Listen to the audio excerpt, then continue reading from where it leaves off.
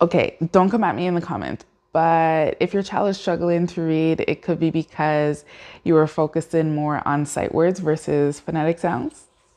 I'm sorry. I'm sorry. Especially if you were the one that was teaching them to read. I'm so sorry.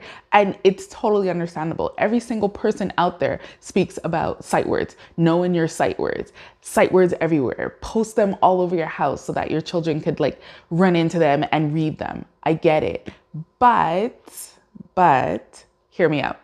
I think that a lot of children struggle to read because they don't actually know what the sound that the letters make. So I used to get a lot of questions on how I got my children to read, especially with my daughter, because she started reading very, very young. And I think it's because we focus on the sounds that the letters make. So when we were doing our ABCs, it wasn't D is da, D is d.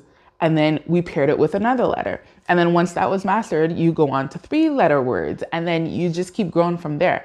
But I think the fact that you get that base level of the different sounds that each letter makes down packed, then you can start to read a lot more complicated words. And if you realize that your child is struggling, like they know their sight words, however, whenever you show them a word that maybe they haven't really seen before, or they don't know how to break down a word when it's a really long one, it could be because they are missing that base.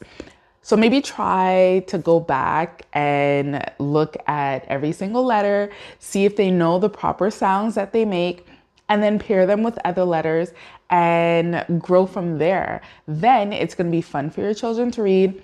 You're going to have books galore. I warn you now.